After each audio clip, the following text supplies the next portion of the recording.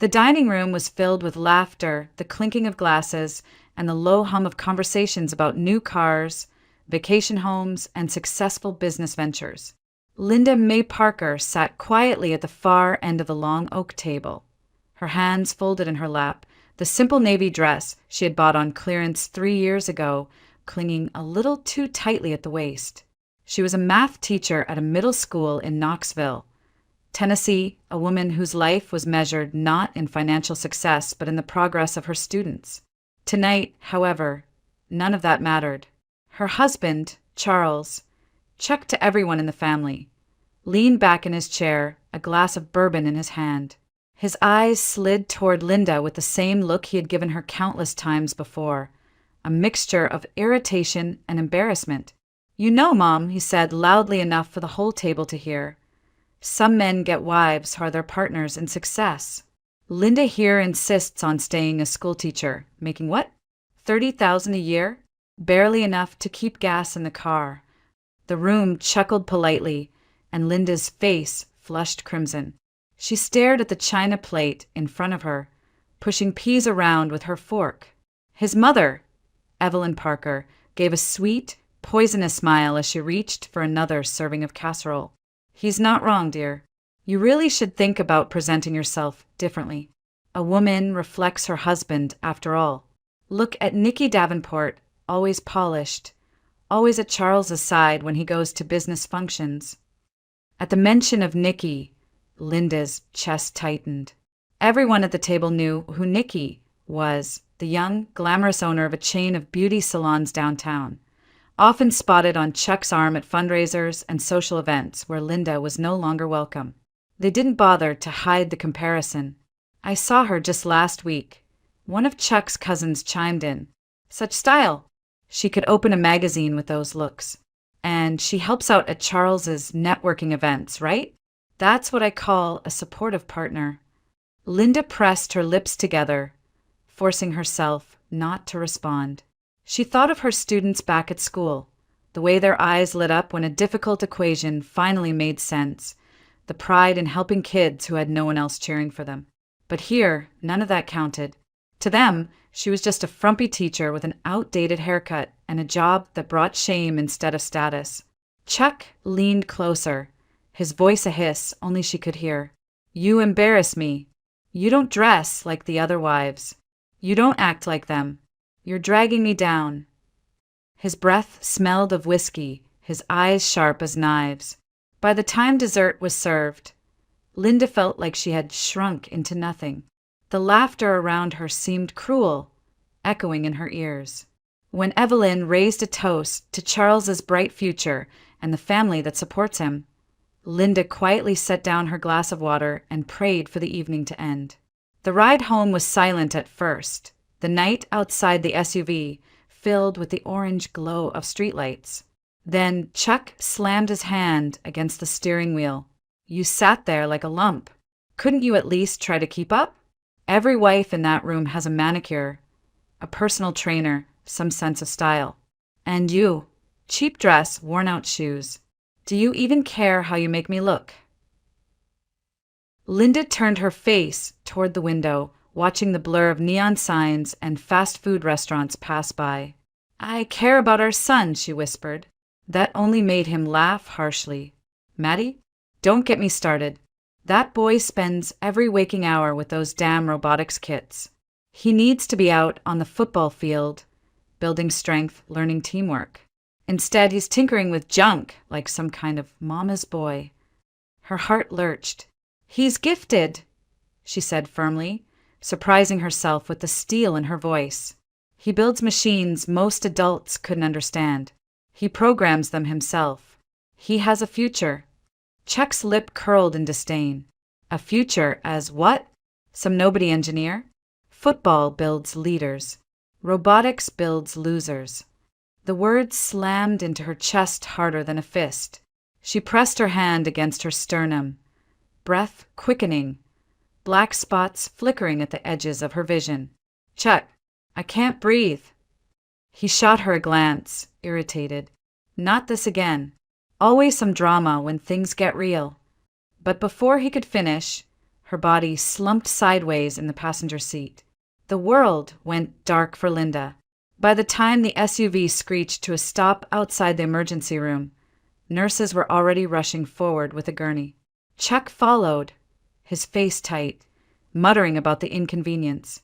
Hypertensive crisis, one of the ER doctors said quickly, checking her vitals. Severe stress. Get her on oxygen and start monitoring immediately. The bright hospital lights blurred above her as consciousness slipped away. And in that fading moment, all Linda could think was, have I wasted half my life with a man who despises me? The fluorescent lights of the ER cast a harsh glow over everything, from the gurney rolling down the corridor to the tired faces of the nurses moving quickly around her. Linda May Parker drifted in and out of awareness, catching fragments of conversations. Blood pressure is sky high, someone said. Likely a hypertensive crisis. Get her stabilized. Another voice mentioned stress, exhaustion, too much strain on the heart. When she finally opened her eyes fully, she was in a private room, and 4 in her arm, the steady beep of a monitor beside her bed. A middle-aged physician in a white coat leaned over, his expression calm but serious. Mrs. Parker, your body is sending a warning. This episode was triggered by extreme stress. You need rest, and more than just a night or two. We're recommending a stress management program, maybe even a temporary stay at a wellness retreat in the Smoky Mountains. It will help you reset before something more serious happens. Linda nodded weakly, though her throat felt tight. She wanted to ask what would happen if she ignored the advice, but the look in the doctor's eyes told her the answer was nothing she wanted to hear. Chuck sat in a chair near the window, scrolling through his phone. He glanced up only when the doctor addressed him. She's going to be fine, the physician continued, but she cannot go back into the same level of stress immediately. That would be dangerous. Of course, Chuck said quickly, his tone polished, almost rehearsed. We'll do whatever it takes.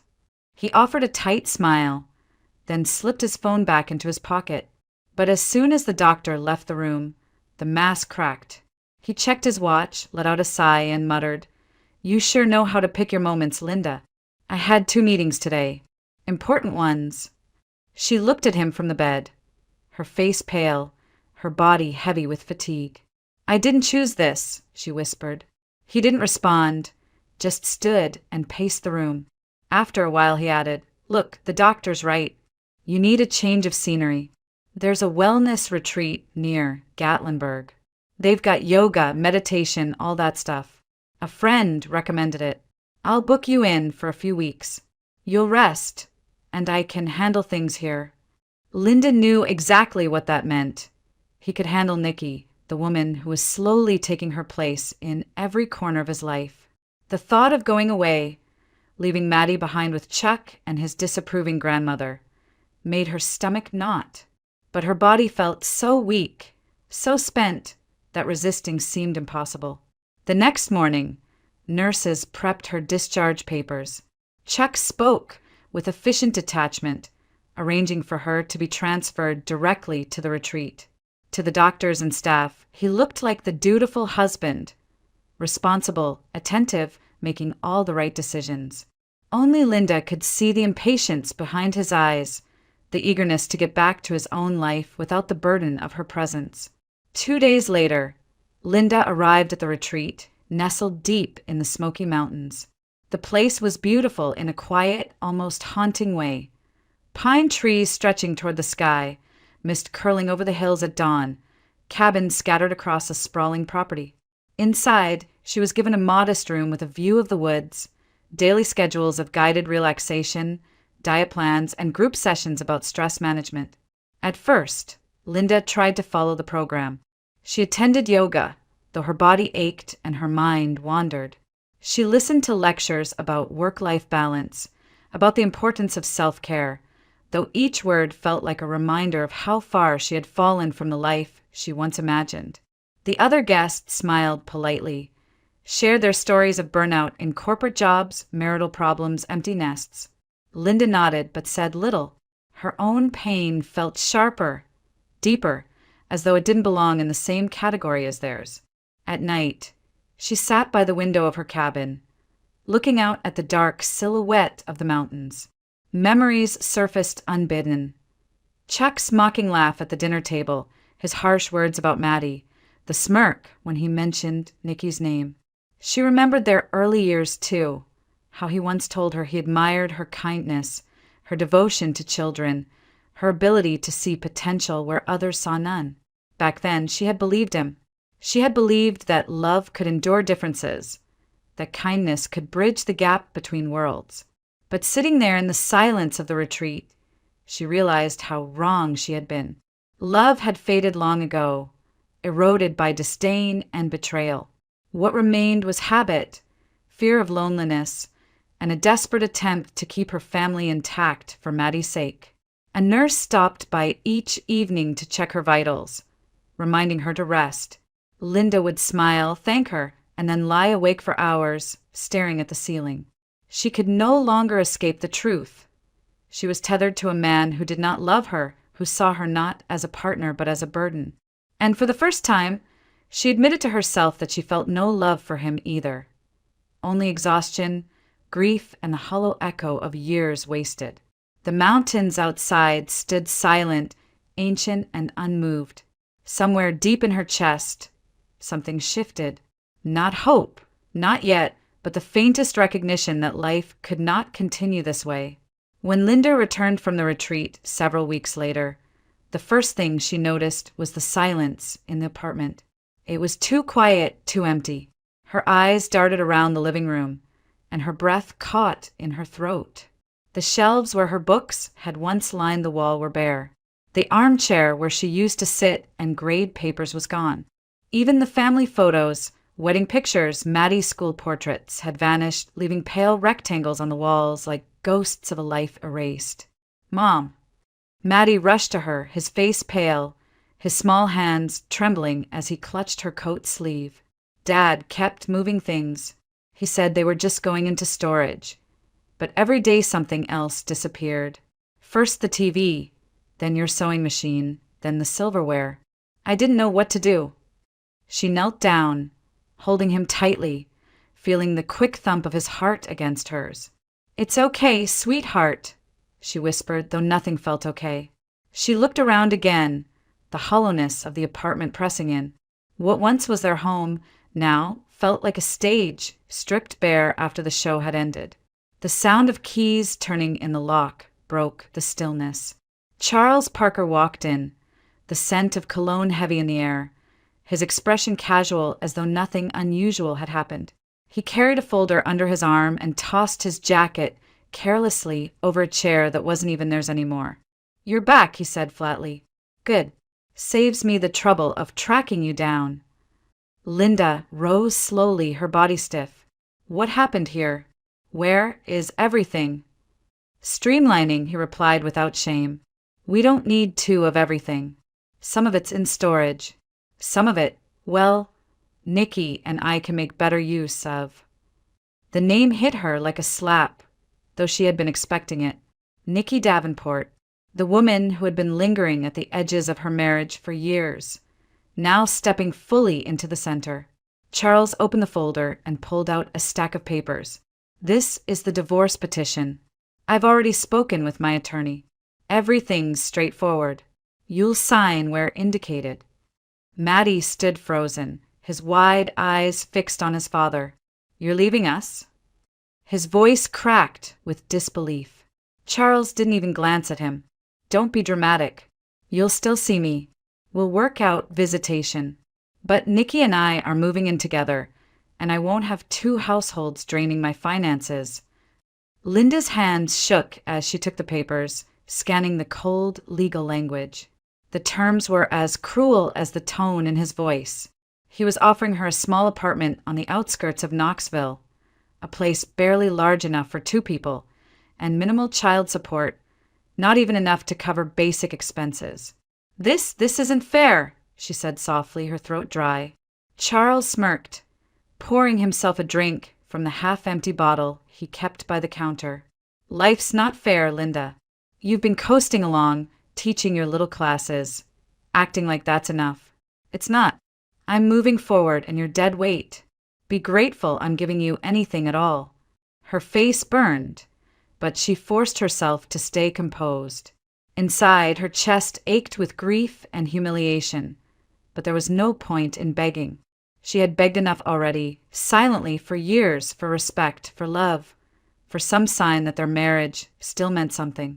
Maddie's voice cut through the tension. "I don't want to live with her.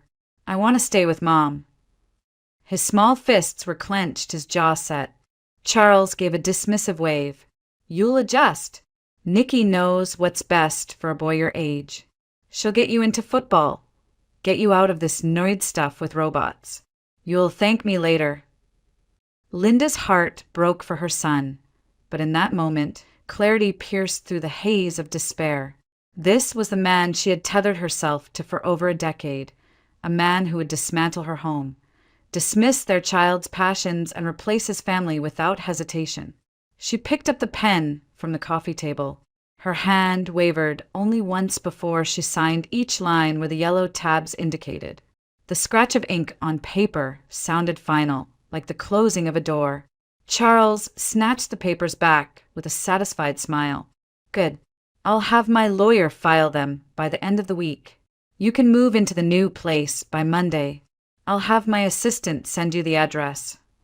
He downed the rest of his drink and walked out as casually as he had entered, leaving behind only the echo of the closing door. Linda stood there, her son pressed against her side, the empty apartment yawning around them. Her hands were cold, but her voice was steady as she whispered, "We'll be okay, Maddie. We'll start over. Just you and me." The boy looked up at her, his eyes brimming with tears but also trust. And though her heart was breaking, Linda knew there was no turning back. She would not chase after Charles. She would not fight for a place in a life he had already given to someone else. She gathered what little was left, the few bags they had, the small things he hadn't taken, and held her son's hand tightly. Together, they stepped into the hallway, leaving behind the wreckage of a marriage that had died long before the papers made it official. The apartment Charles had arranged for them was a single-room unit in a tired complex on the outskirts of Knoxville. The walls were thin, the paint peeling in spots, and the faint odor of fried food lingered in the hallways. At night, Linda could hear the rumble of traffic from the interstate and the occasional shouting match from neighbors through the walls. The place had no balcony, no yard, only a narrow strip of pavement where children from the building played with battered bikes. Linda tried to smile for Maddie's sake as they carried in their meager belongings. She placed his robotics kits neatly by the window, hoping the light in the mornings might make the room feel brighter. But she could see the disappointment in his eyes. He had gone from having a small room of his own to sleeping in the same space as his mother, their beds divided only by a thin curtain Linda rigged from an old sheet. At his new school, Maddie struggled to fit in. The kids noticed immediately that he wasn't like them. He didn't care about football or video games. His joy was in the circuits and wires of his robotics projects, which earned him teasing and, worse, indifference. One afternoon, he came home sullen, his backpack dragging along the ground. "They said I had to join football practice," he muttered. "Coach told me robotics isn't a real club here. He said football builds character." Linda's stomach nodded. "You don't have to give up what you love," she assured him, but the pain in his face told her he already felt like an outsider. Meanwhile, her own world was collapsing under a different weight. She had managed to keep her teaching job, but the environment at the school had shifted. The new principal, a man named Mr. Grant, carried himself like a businessman rather than an educator. He made it clear at a staff meeting that results mattered, not the integrity of the process. Linda soon learned what he meant. One day, he called her into his office, leaning back in his chair with a smug smile. "Mrs. Parker, some of our parents make generous contributions to ensure their children succeed. I expect my staff to cooperate. That means a little flexibility with grades. Do you understand?" Linda's heart sank. "You're asking me to take bribes," she said plainly. His smile never wavered. "I'm asking you to be a team player. Everyone else manages. Don't be the one who causes trouble." She shook her head. "I became a teacher to help children learn, not to sell them grades. I won't do it." The air in the room turned cold. His eyes narrowed. "Then you'll find life here very difficult." And he kept his word.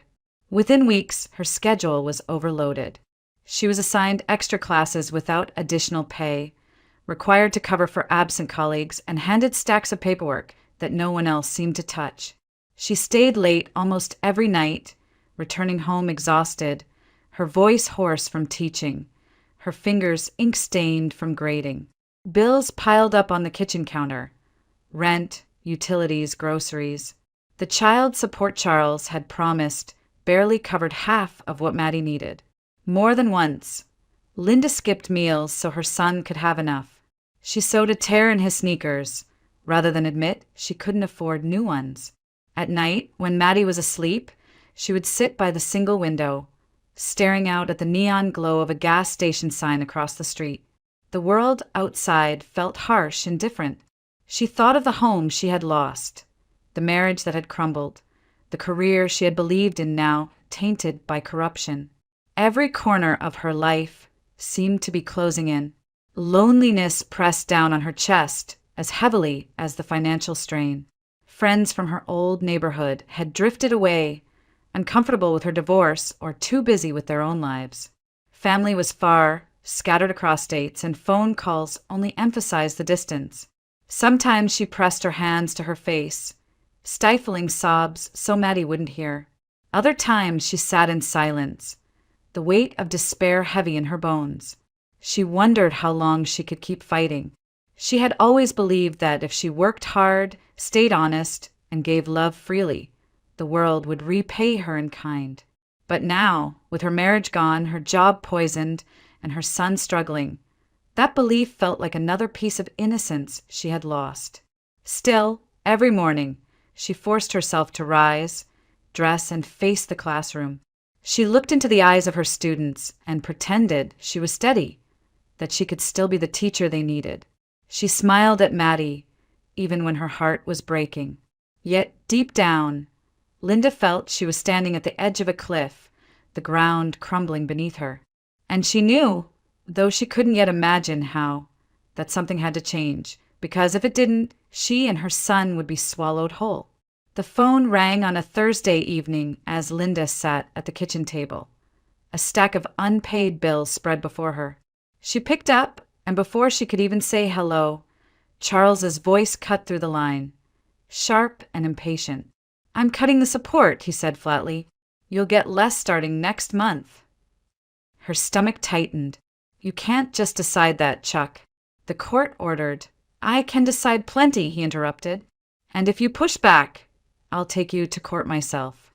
"You think you'll win custody? With your tiny apartment, your pathetic salary?" "Judges don't hand kids to mothers who can't provide stability.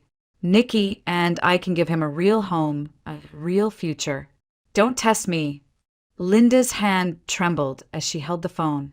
She could hear clinking glasses and muffled laughter in the background, the sound of Nicky's world spilling into her ear. She wanted to scream, to tell him he had already taken enough, but her voice came out as a whisper. "He's our son, Chuck. He needs me." "Then figure out how to make it work," he snapped, and the line went dead. Linda sat frozen, staring at the bills that seemed to mock her. Rent, utilities, groceries. The numbers blurred as tears welled in her eyes. She pressed her palms against her face, trying to steady her breath, but the hopelessness pressed harder than ever. The next day at school, things got worse. Mr. Grant, the principal, summoned her to his office again. His desk gleamed with new fixtures, a leather chair, a polished nameplate, all symbols of the donations he siphoned from desperate parents. "Mrs. Parker," he began, folding his hands neatly, "it's clear you're not fitting into our system here. You refuse to cooperate, and frankly, your attitude is disruptive. I think it's best you hand in your resignation before the board forces the issue." Linda's pulse raced. I've given everything to this job. I've done nothing wrong. He smiled, a thin, cutting smile. Sometimes doing nothing is the problem. Write the letter, or the board will make a spectacle of it, and then good luck finding work anywhere else. She walked out of his office with her head held high, but inside she felt hollow. By the time she reached her apartment that night, she collapsed onto the bed, staring at the cracked ceiling. The thought pressed down on her. She was losing everything: her marriage, her stability, her career. It was in that pit of despair that her phone rang again. This time, the voice on the other end was calm, professional. Mrs. Parker? My name is James Whitfield. I'm a probate attorney, calling from Sevier County. I'm reaching out regarding the estate of your late relative, Miss Eleanor May Carter. Linda blinked, unsure she had heard correctly. I don't know anyone by that name. She was a distant cousin, technically, the man explained. Lived in the Appalachian Mountains near Townsend. A very private woman. She passed away recently, and according to her will, you are listed as the primary heir. Linda laughed nervously. This sounds like one of those scams. What's next? You'll ask me to wire money to unlock it. I assure you this is no scam, the attorney said patiently. You don't have to send a cent, but you do need to meet with me to review the documents. Miss Carter has left behind a house, land, a vehicle, and additional assets. There is, however, one stipulation. To claim full ownership, you must reside in the house for at least 1 year. Linda sat up slowly, the words sinking in like stones dropping into water. A house, land, a car. It felt absurd, impossible. Why me? She asked quietly. Miss Carter had no children, no spouse, and few remaining relatives. Your name was specifically chosen. She ended the call in a daze, staring at the dim glow of the kitchen lamp. Her first instinct was disbelief. This had to be a mistake. She barely had enough left in her to believe in anything good. But the attorney's steady voice echoed in her mind, refusing to be dismissed. Later, when she explained it to Maddie, his eyes lit up for the first time in weeks. A house in the mountains? Really, Mom? Maybe it'll be like an adventure. Linda managed a small smile, though her hands were still shaking. Maybe it was an adventure, or maybe it was another cruel twist of fate. She didn't know. But for the first time in months, a fragile thread of possibility stirred inside her chest. The road wound higher into the Appalachian Mountains, each turn revealing slopes thick with trees still heavy from summer. Linda gripped the steering wheel of the borrowed sedan, her heart pounding as the small town finally came into view. Townsend was a quiet place, one main street lined with diners, hardware stores, and a few antique shops. Beyond it, the road narrowed until it gave way to a dirt drive that stretched into the woods. At the end of that drive stood the house. Linda stopped the car and stared, unable to speak. It was larger than she had imagined. An old southern estate, its wide porch wrapped around the front, white paint weathered to a soft gray. Vines climbed the railings, and the windows glimmered faintly in the fading afternoon light. It was old, yes, but it was beautiful. Maddie scrambled out of the car, his sneakers crunching on gravel. Mom, look, it's huge. He dashed up the steps and tugged at the heavy oak door until it swung open with a groan. Inside, the air smelled faintly of cedar and dust, but the space was breathtaking. The front room stretched wide, with a fireplace framed by carved stone and a chandelier that looked like it had hung there since the Civil War. Beyond it was a library, shelves stretching from floor to ceiling, lined with books bound in cracked leather and cloth. Linda wandered from room to room, awe and disbelief washing over her. The dining room still held a long mahogany table, its surface gleaming under layers of polish. Upstairs, she found a nursery-like room, but not for babies. This room was filled with model kits, robotic sets, and shelves stacked with manuals. Maddie stood in the center of it, his face glowing. It's like it was made for me, he whispered, already pulling down a box of gears and wires. Linda's throat tightened. She touched the edge of a workbench, running her fingers over initials carved into the wood. Whoever Eleanor May Carter had been. She had thought of children like Maddie, curious, inventive, searching for worlds they could build with their hands. That evening, after they unloaded what little they had brought, a knock came at the door. A gray-haired man in work boots and overalls stood there, holding his cap respectfully. "Evening, ma'am," he said. "Name's Edward Collins, but folks call me Ed. I looked after this place for Miss Eleanor before she passed. Fixed the roof, kept the pipes from freezing. Figured I'd come by, see if you needed anything." Linda thanked him warmly, grateful for the kindness. He stepped inside briefly, his eyes scanning the rooms with a mixture of nostalgia and caution. "This house, it carries a lot of history," he murmured. "People say there's more buried here than books and furniture. Some still whisper about Confederate gold, hidden when soldiers passed through these hills." Miss Eleanor never said much, but she hinted now and then. Linda felt a shiver, half from the cool air drifting through the old windows, half from the weight of his words. The next day, while exploring town, she encountered another visitor at the property. A tall man in a tailored suit stood by the gate, clipboard in hand. His truck bore the name of a development company. "You must be Mrs. Parker," he said smoothly, extending a hand. "Name's Eldon Reeves. I run Mountain View Development. We've had our eyes on this land for some time. Prime spot for vacation rentals. I'd be happy to make you a generous offer." Linda shook her head. "The house isn't for sale." Eldon's smile tightened. "I understand it might be overwhelming for someone in your situation. Big place, a lot of upkeep. Think about it. I'll be in touch." He tipped his hat and left, but not before giving the property one last, lingering look.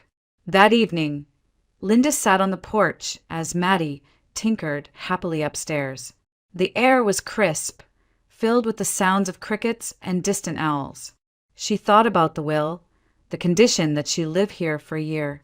At first, it had felt impossible. Now, as she looked at the house glowing softly in the twilight, it felt like the only choice she had left. She whispered to herself, "Steady and resolute, we'll stay. We'll make this work."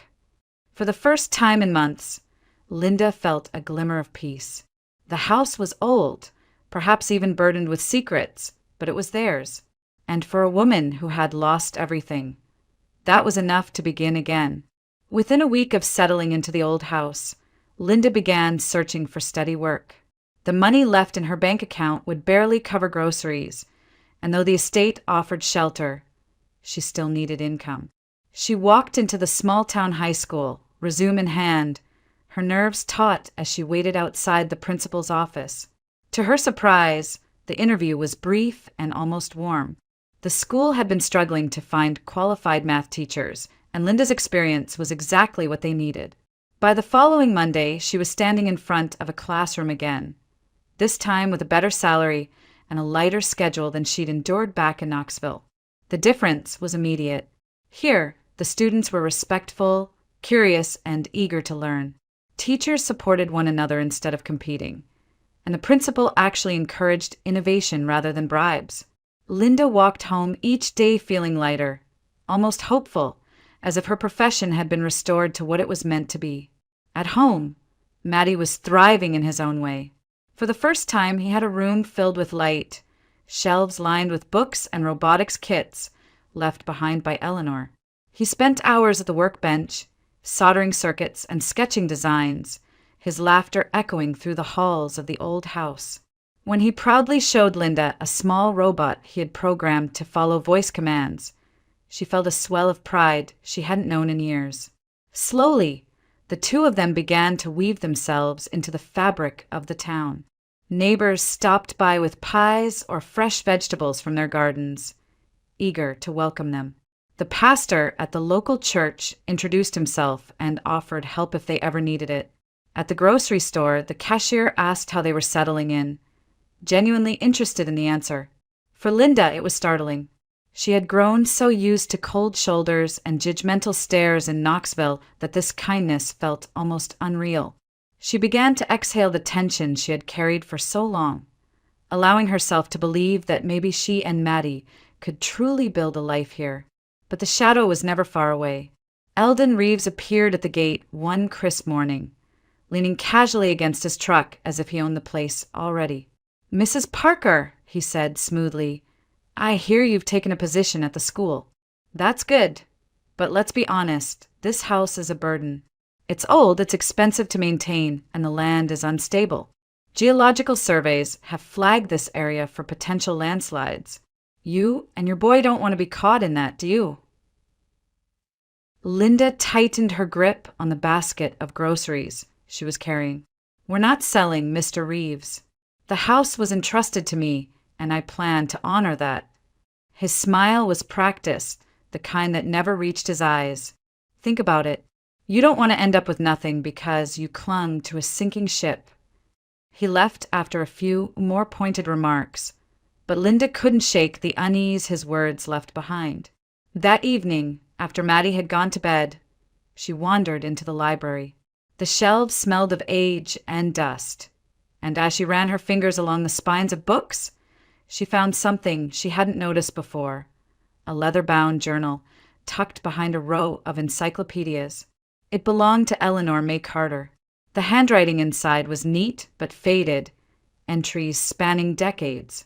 Some were mundane, notes about weather, garden harvest, repairs to the house.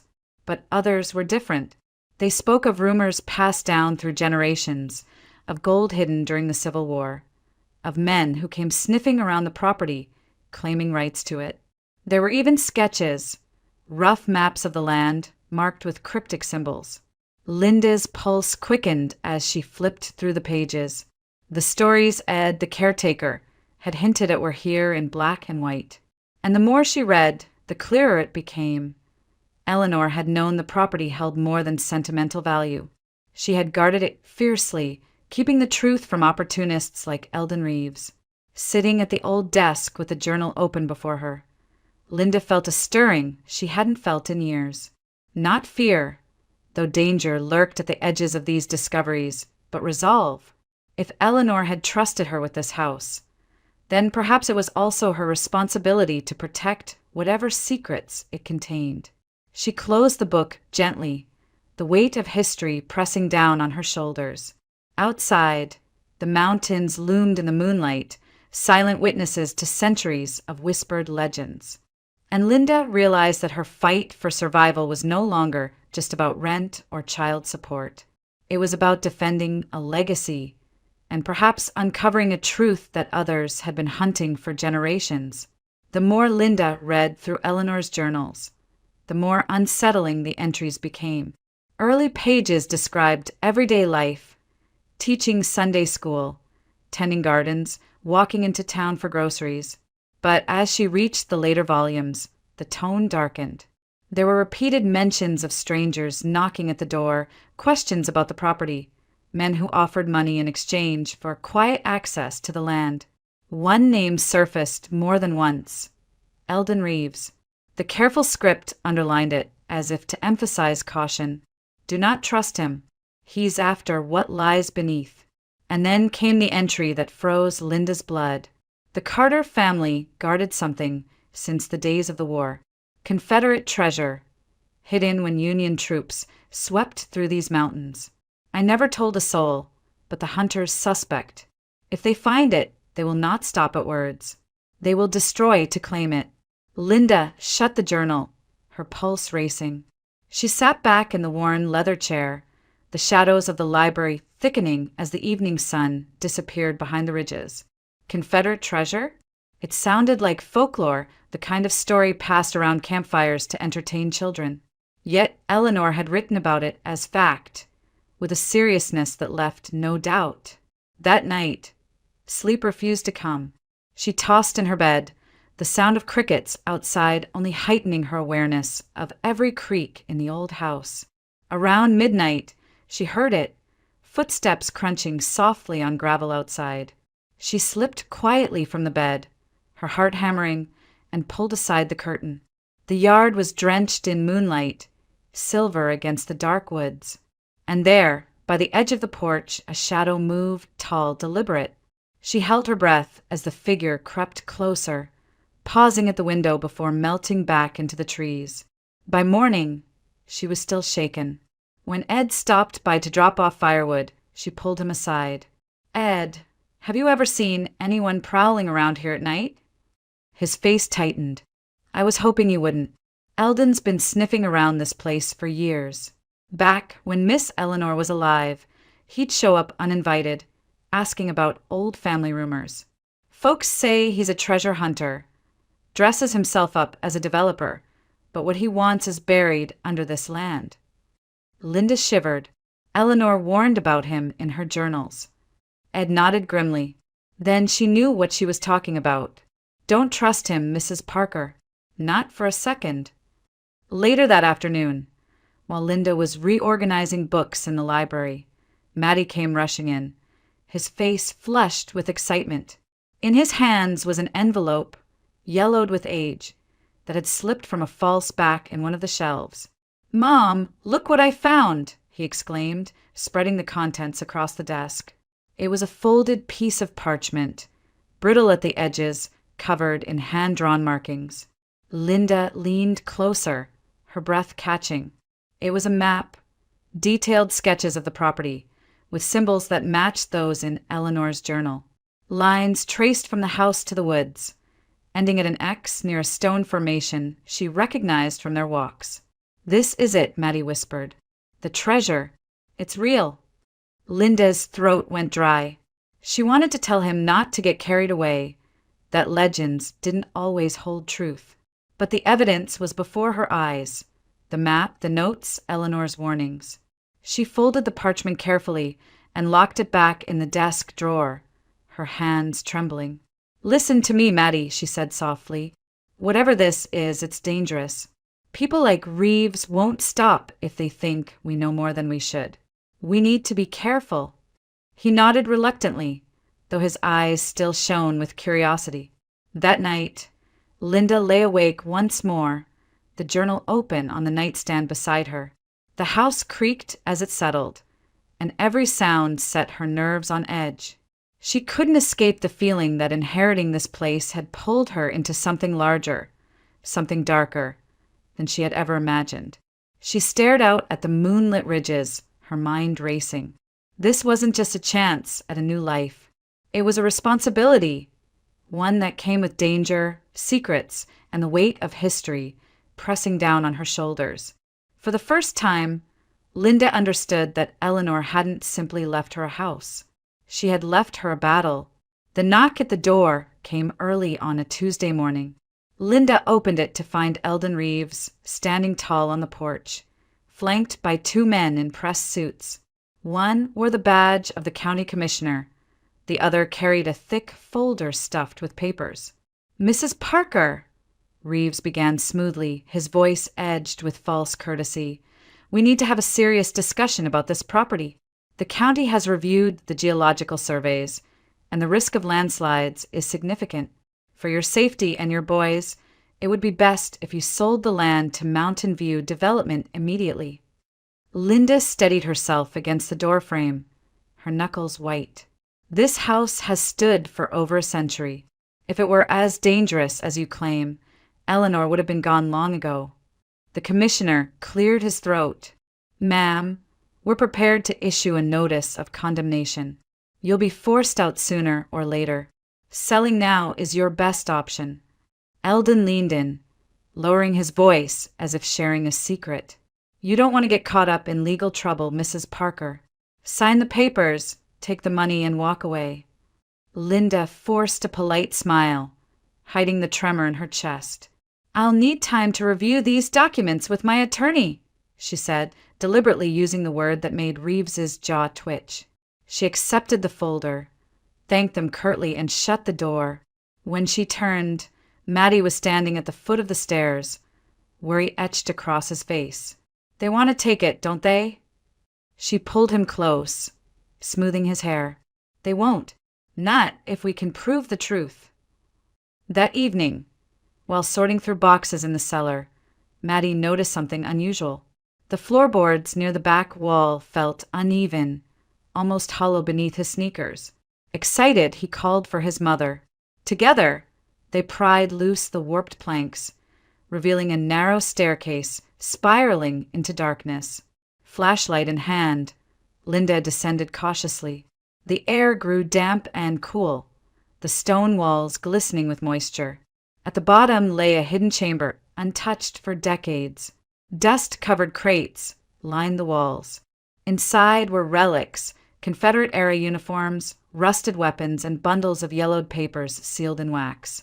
One trunk contained ledgers, maps, and a diary from a Carter ancestor who had lived through the Civil War. The entries detailed how the family had safeguarded not just rumors of treasure, but actual historical documents and artifacts too valuable to fall into enemy hands. Linda's hands trembled as she held up a ledger. This proves the family's legacy. This house isn't just old, it's a historic site. Maddie's eyes gleamed. If we show people, they can't take it away. Right, Mom? She nodded, determination replacing fear. Exactly. The next day, Linda contacted James Whitfield, the probate attorney. He examined the documents and agreed. What she had uncovered could change everything. At his suggestion, she reached out to the local paper, the Sevier County Gazette. Soon, a young journalist arrived, snapping photos of the artifacts, recording Linda's story, and promising an exposé that would make headlines. By the weekend, the front page carried the headline, "Hidden Confederate-era cache discovered in Carter Estate. Development plans questioned." The fallout was immediate. Residents who had once been indifferent now rallied around Linda, furious at the thought of losing a piece of their heritage. Calls flooded the county office, demanding an investigation. Cornered, Reeves tried to push back, insisting the artifacts were forgeries and the treasure nothing more than junk. But his own reputation worked against him. Whispers of his dealings, bribes, threats, shady land purchases surfaced quickly. Several townsfolk came forward with stories of how he had bullied elderly landowners into selling for pennies. Then came the final blow. A state investigator, alerted by the growing scandal, uncovered proof that Reeves had been involved in illegal artifact hunting for years. Photographs and records tied him to looted sites across Tennessee. By the time the county convened an emergency meeting, Reeves's polished veneer had crumbled. He stormed out of the hall, his face pale, while the commissioner who had stood beside him quietly distanced himself, promising cooperation with the state. Linda sat in the back of the meeting room, Maddie's small hand tucked in hers. She felt the weight on her chest lift for the first time in months. The house, Eleanor's house, now hers, was no longer a burden under threat. It was a treasure in its own right, recognized and protected by the very community Reeves had tried to manipulate. When they returned home that night, the mountains loomed dark and silent around them, but the house felt alive, glowing with new purpose. Linda paused on the porch, breathing in the cool air, her heart steady. For so long, she had felt powerless, tossed from one hardship to another. Now, standing in the place her family had entrusted to her, she realized she had done what she once thought impossible.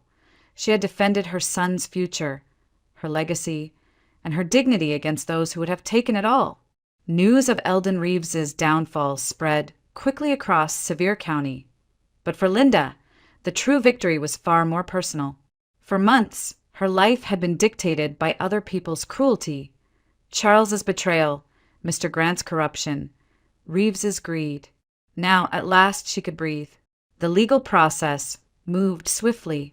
With the support of the probate attorney and the mounting evidence of the Carter family's historical significance, the court recognized Linda as the rightful heir and granted her full ownership of the estate. The stipulation of living there for a year had been satisfied, but now the house was hers forever. No more threats, no more offers from men in suits. The title deed bore her name, Linda May Parker.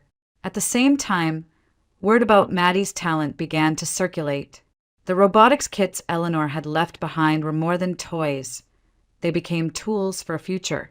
His small voice command robot drew attention at a local science fair, and within weeks a professor from the University of Tennessee reached out, inviting him to visit their engineering lab. Neighbors chipped in to buy him new supplies. Local businesses sponsored his projects, and for the first time, Maddie felt celebrated rather than ridiculed. Linda watched him bloom, his shoulders straighter, his laughter returning. He was no longer the boy mocked for being different.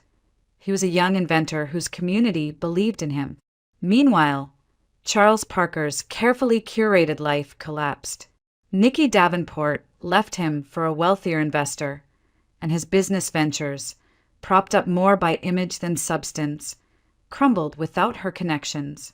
He lost contracts, fell into debt, and eventually filed for bankruptcy. Rumors swirled that he had moved into a small rental outside Nashville, alone and bitter.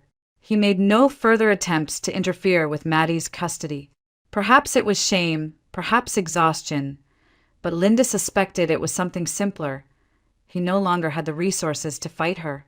The man who once lorded power over her was reduced to nothing more than a shadow of his former self, irrelevant to the life she was building. For Linda, the sweetest revenge was not seeing him broken. It was realizing she no longer cared. His downfall had no hold on her heart. She had her son, her home, and her dignity. That was enough. Life at the estate settled into a rhythm. Mornings began with sunlight pouring through tall windows, Linda sipping coffee on the porch while Maddie worked in his workshop. Afternoons brought lessons at the school, where she was respected as both a teacher and a neighbor. Evenings often ended with visits from friends, Ed bringing fresh apples from his orchard, townsfolk stopping by to share stories or marvel at the artifacts Linda had carefully preserved in the library. She was no longer the frumpy wife mocked at dinner tables. In this community, she was a woman of integrity, someone who had stood her ground when others tried to tear her down. And in that recognition, Linda discovered a peace she had thought lost forever.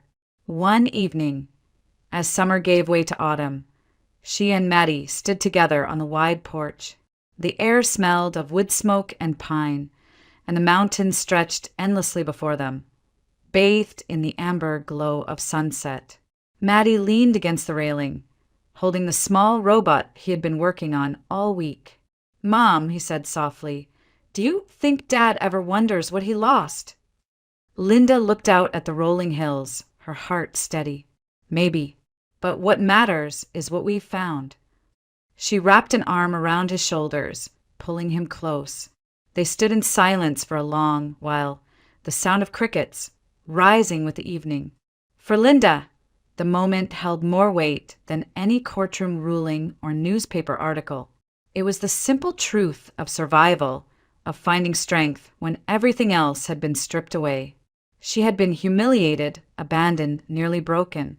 But here, in the house entrusted to her, with her son by her side, she was whole again. The porch creaked gently beneath their feet as the last light of day slipped behind the ridges. And in that quiet, Linda felt certain. This was not the end of her story, but the beginning of a new one built not on fear or loss, but on hope.